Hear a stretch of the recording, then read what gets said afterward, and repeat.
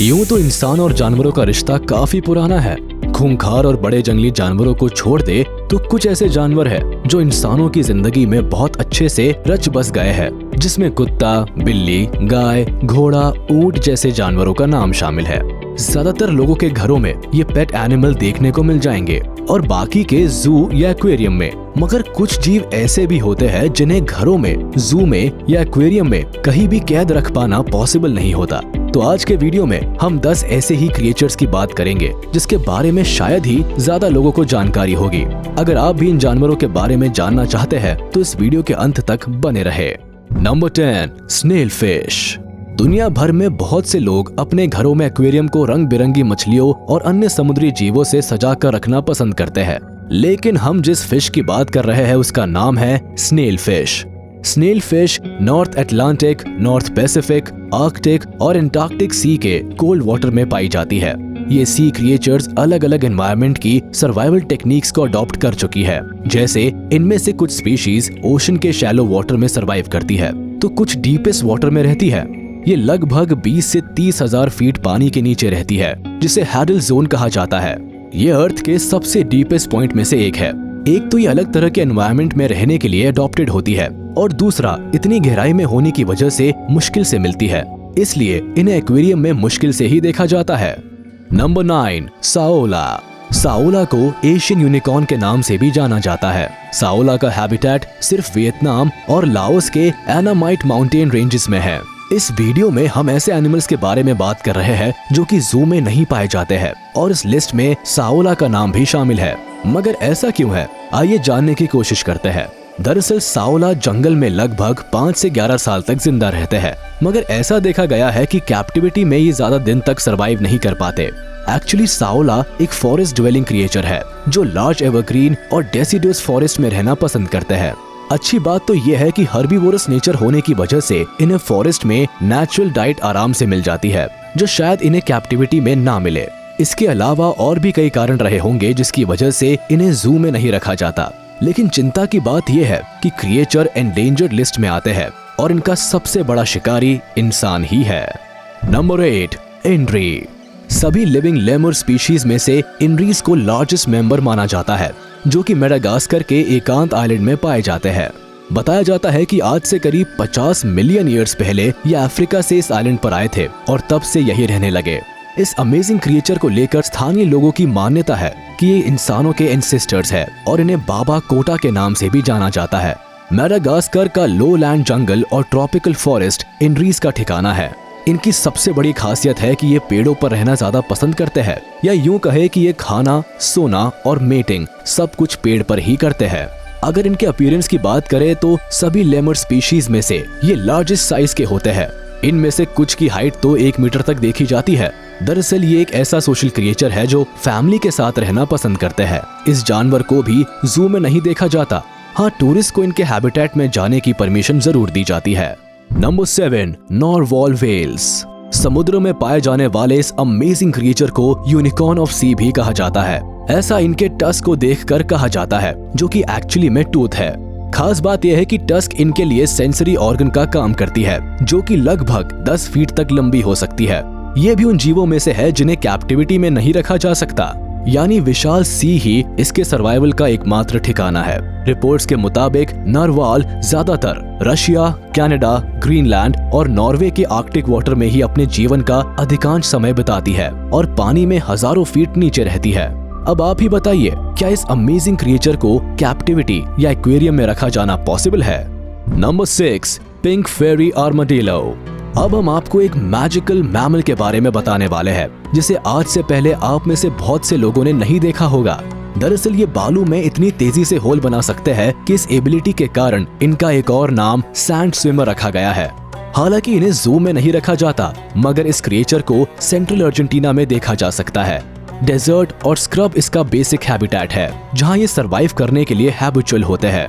यूं तो इन्हें जू में रखने की कोशिश की जा चुकी है, मगर इनके हैबिटेट और फूड हैबिट को मेंटेन ना कर पाने की वजह से ये कोशिश नाकाम रही, क्योंकि ये क्यूट और अमेजिंग एनिमल अंडरग्राउंड रहना ज्यादा प्रेफर करते हैं। यही वजह है कि इन्हें जू में रखना तराजू में मेंढक तोलने जितना मुश्किल काम है। Number 5, swallows bird.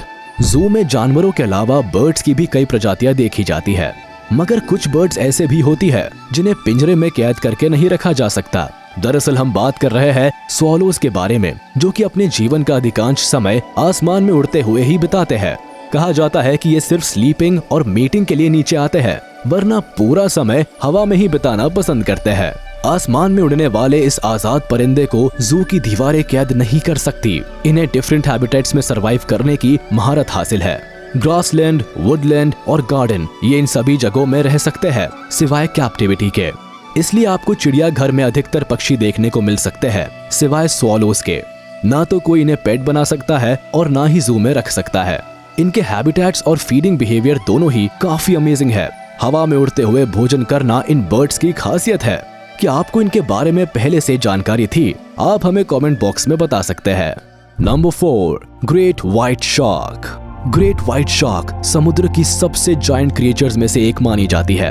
इनकी पावरफुल अपीयरेंस को देखकर आप इन्हें किंग ऑफ ओशन कह सकते हैं। जरा सोचिए, किसी किंग को कैप्टिविटी या एक्वेरियम में रखा जा सकता है भला? हालांकि कई बार ये नाकाम कोशिश की जा चुकी है, मगर ये इम्पॉसिबल कभी पॉसिबल नहीं हो सका। जैसे पक्षी खुले आसमान में उड़ते हैं, वैसे ही ग्रेट व्हाइट शार्क के लिए समुद्र चाहिए, जहां ये जी भर के तैर सके, अपनी इच्छा के मुताबिक शिकार कर सके। क्योंकि पहली बात तो इन्हें एक्वेरियम में रखने के लिए लार्ज साइज के टैंक की जरूरत पड़ती है, जिसमें मिलियन गैलन वाटर भी चाहिए, जिसका जुगाड़ करना जितना मुश्किल है उतना ही खर्चीला भी है। बावजूद इसके ग्रेट व्हाइट शार्क का टेरिटोरियल नेचर इनके एक्वेरियम में रहने की इजाजत नहीं देता, तो इन सब के बारे में सोचना ही बेकार है। अच्छा तो यही होगा कि शार्क को अपनी जिंदगी जीने दी जाए और एक्वेरियम को सजाने के लिए छोटी मोटी मछलियों से ही काम चलाया जाए, है कि नहीं? Number 3, mountain gorilla. अब हम आपको जिस गोरिल्ला के बारे में बताने वाले हैं वो माउंटेन एरिया में पाए जाते हैं। WWF के रिपोर्ट के मुताबिक इनकी 2 प्रजातियां होती है, ईस्टर्न और वेस्टर्न गोरिल्ला। यहाँ गौर करने वाली बात यह है कि माउंटेन गोरिल्ला ईस्टर्न गोरिल्ला की सब स्पीशीज होती है। इससे भी जरूरी बात यह है कि माउंटेन गोरिल्ला एंडेंजर्ड स्पीशीज है और अब इनकी संख्या काफी कम हो चुकी है। Mountain gorilla mainly east central Africa के उगांडा, रवांडा और DRC में पाए जाते हैं। हाई ऑल्टीट्यूड माउंटेन्स और बैम्बू फॉरेस्ट इनका पसंदीदा हैबिटेट है। मोस्ट पावरफुल लिविंग प्राइमेट्स की अगर बात की जाए तो माउंटेन गोरिल्ला का नाम सबसे पहले आता है। लेकिन इस लिस्ट में शामिल दूसरे जानवरों की तरह इस स्पीशीज को भी जू में नहीं देखा जाता। बताया जाता है कि कैप्टिविटी में इनका मोरालिटी रेट काफी ज्यादा होता है और ये जू की तुलना में अपने नेचुरल हैबिटेट के साथ ज्यादा फेमिलियर होते हैं। Number 2, blue whale.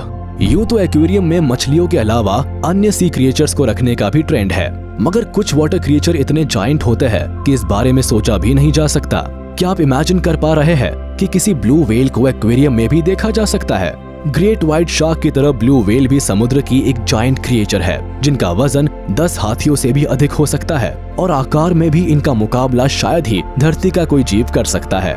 मगर जहां बात हो रही हो एक्वेरियम क्रिएचर्स के बारे में, तो वहां ब्लू व्हेल का कोई काम ही नहीं, क्योंकि ब्लू व्हेल को एक्वेरियम में रखना किसी अद्भुत काम को अंजाम देने जैसा है। विशाल समुद्र के रास्ते दुनिया का चक्कर लगाने वाली इस क्रिएचर को किसी प्रिजन में रखा जाना बिल्कुल भी आसान नहीं। इस बारे में आपका क्या ख्याल है? हमें कमेंट बॉक्स में जरूर बताएं।